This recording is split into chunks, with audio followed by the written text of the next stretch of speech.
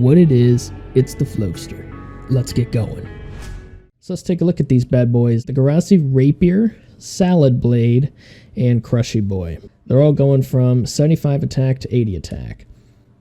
And you know what, I actually agree with this change. I had taken a long break from old school RuneScape, and when I came back and saw that these were 75 attack, I thought it was kind of bizarre, considering that, you know, these weapons are stronger than an Abyssal Tentacle. Abyssal Tent is 75, so why not make it 80? So I think it's a good change.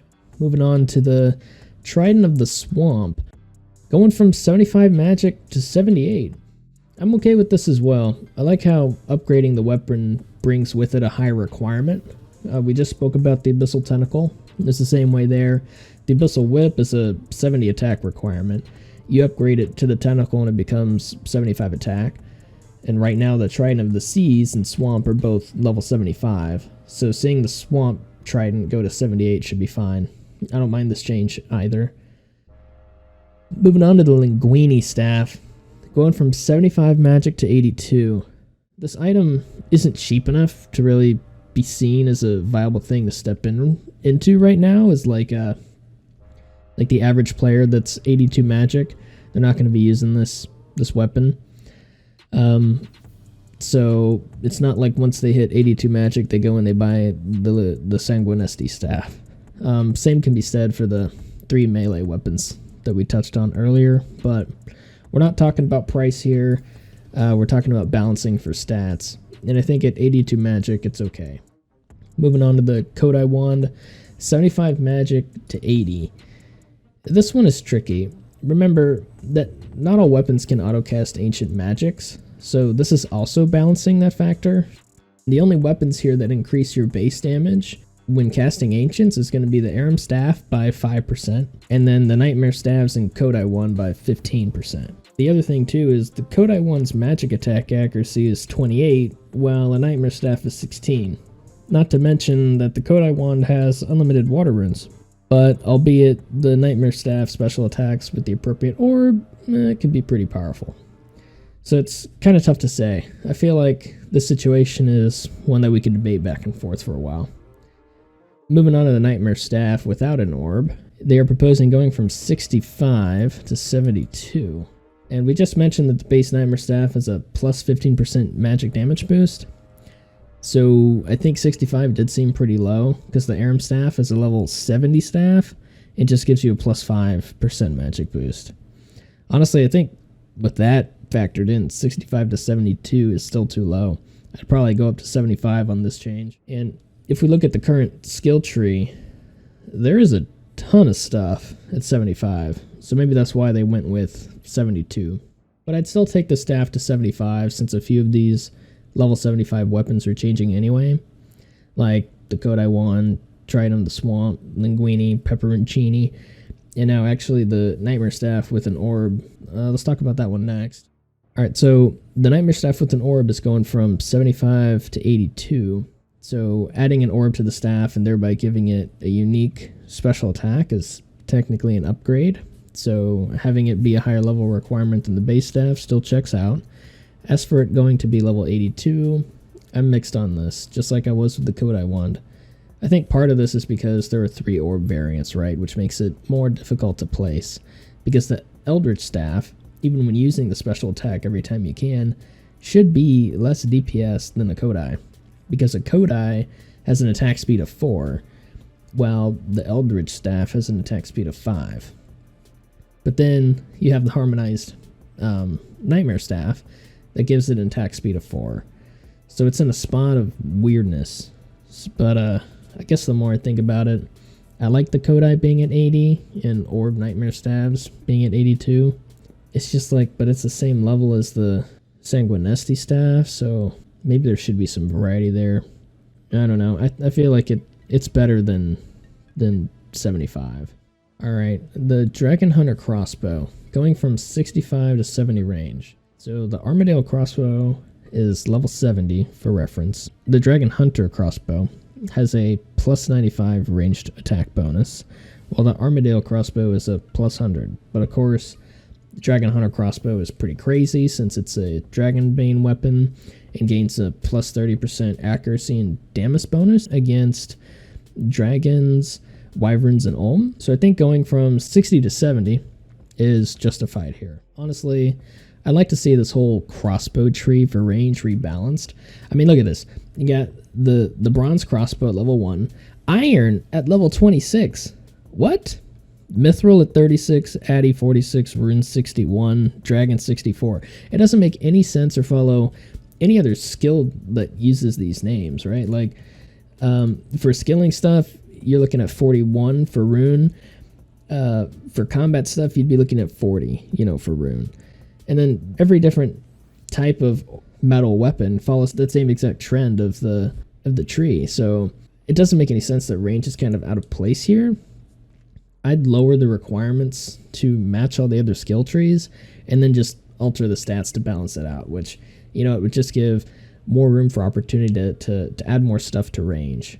It's ridiculous that Rune is level 61 for range. All right, so we're almost done here.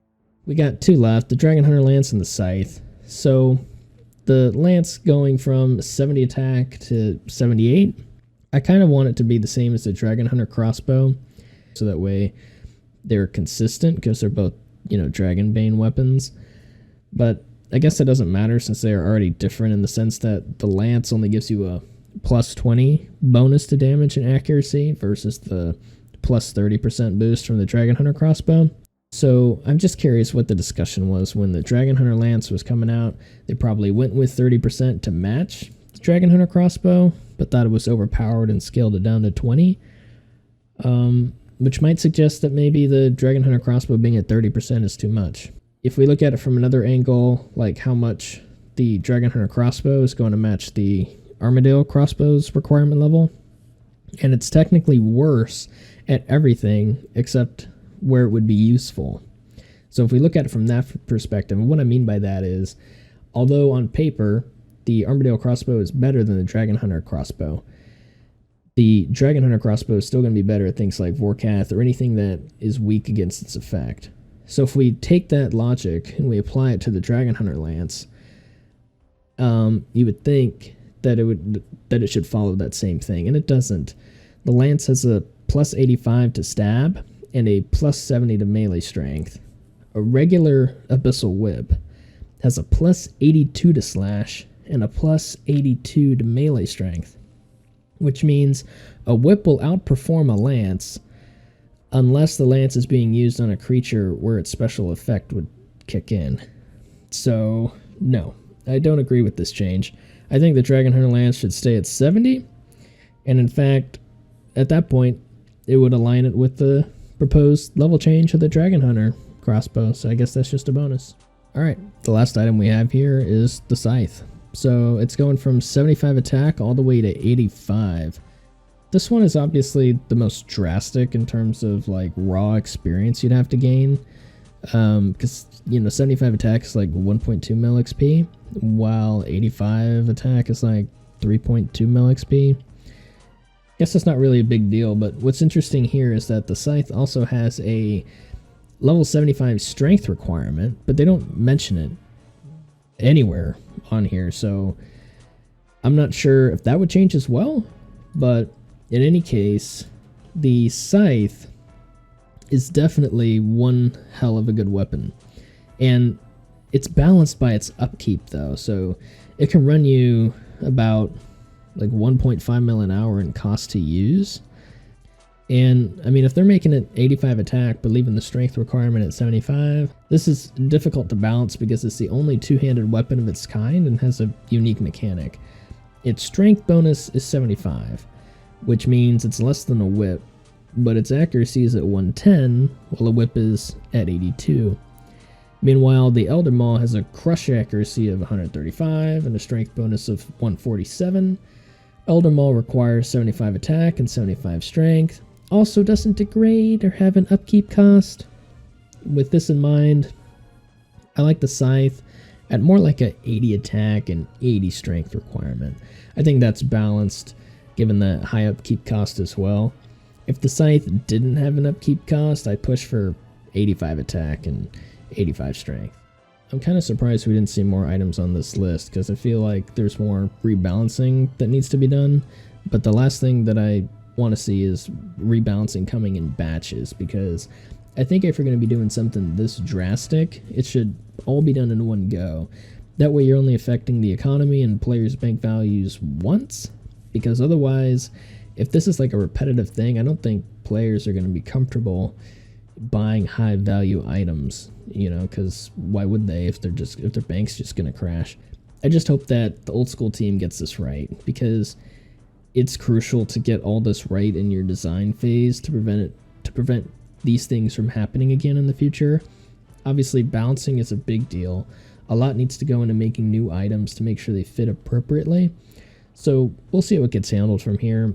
One of the last things I'd want, you know, from a player perspective, is to have an account build ruined because the game I'm playing, it just wasn't balanced properly, and so they had to do changes and it screwed up the build, right?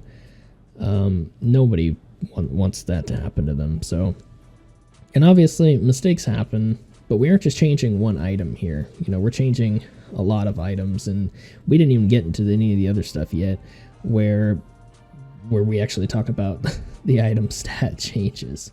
That's it for this one. We'll tackle the item stat changes in the next one. Flowster out. We going inside.